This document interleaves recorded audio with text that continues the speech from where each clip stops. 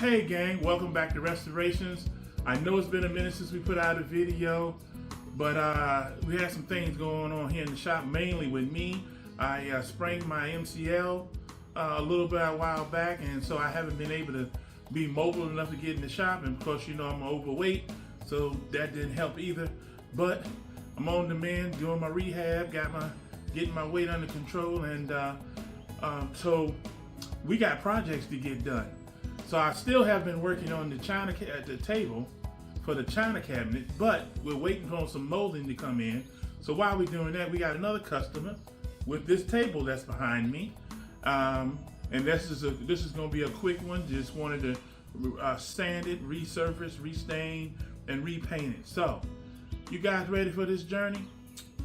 Let's get to it. All right, now what we're going to do here is we're going to use some 80 grit sandpaper to take off this surface color here. Then we're going to follow it up with some 240 and 320 to get it all nice and smooth. And then we're going to put espresso stain on it with about 2 to 3 coats of poly to make it pop, as well as we're going to down here with the paint, we're going to basically give it a 180 grit sand just to get some of the surface issues off in the surface gloss. And then we're going to paint that with some antique white semi-gloss scuff-proof paint from Behr. So that's going to be working. And we're going to do the same exact things to the 6 chairs that are here. This is just one chair here in the shop.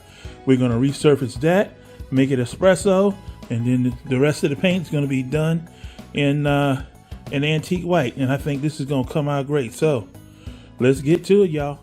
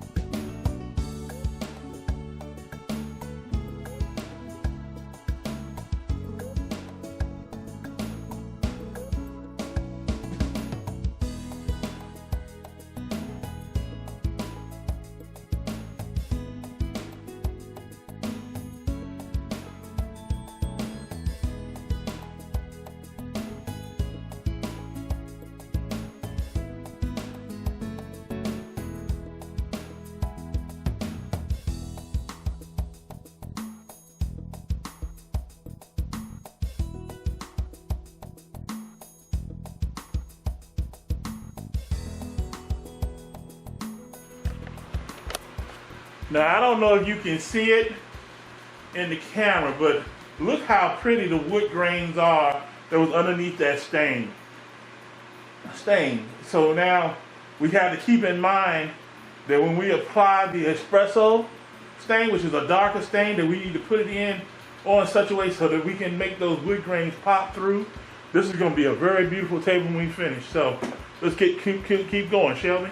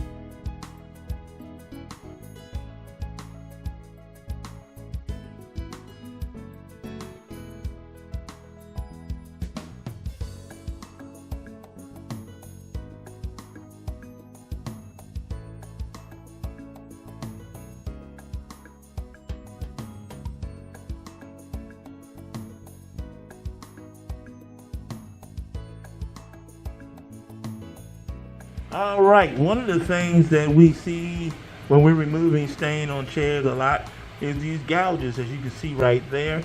They happen when people are sitting in the chair with their car keys, or they may stand in the chair with something, anything that would actually dig into the wood. And one of the things about it is that you see these when you're refinishing these chairs. You just gives us the opportunity to get buff those gouges out, so that it makes the finish that much better.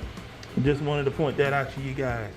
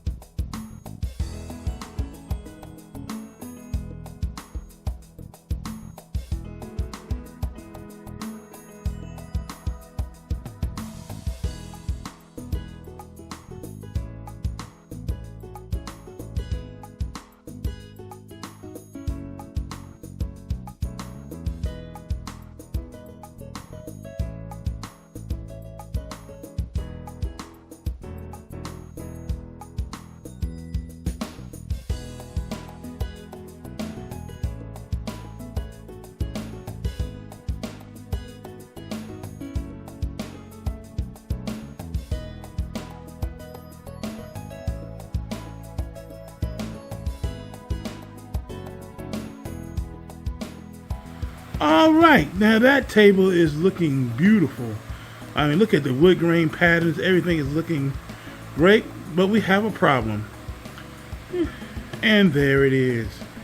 Now this is what I call a burn. But it's basically something has been either drizzled on this table that's been hot, and it's made this section of this wood and scarred it and kind of hardened it, and it won't be receptive to stain. We sanded it down with 60 grit sandpaper several times, and it just won't go away. The customer was not happy with this, so what we're about to do is take some 120 grit, sand off the one layer of poly, and then we're going to apply a solid espresso stain to it, and that should cover it up just neatly. We won't get the pretty wood grains, but we won't see this either. So let's get to work.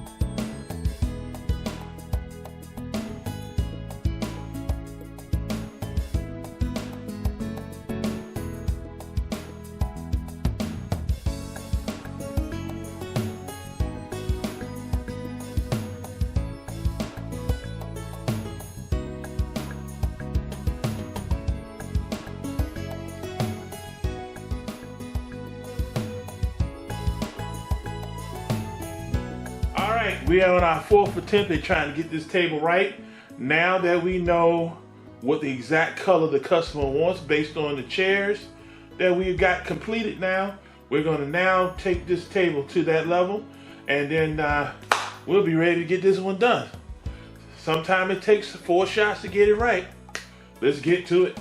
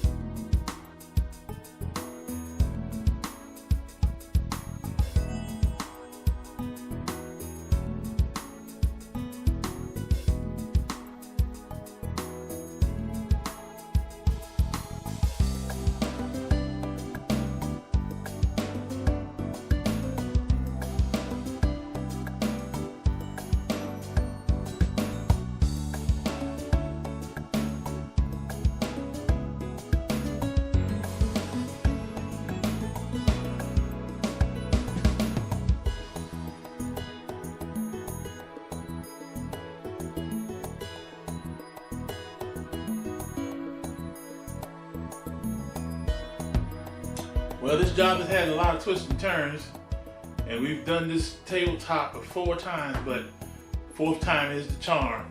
It is looking beautiful. We're gonna let this second coat dry, and once we get it dry, then we'll get it packed up. The customer really wants the table back, so we're just gonna forego a couple of steps here just to make sure that we meet our delivery schedule in the morning, and we're good to go.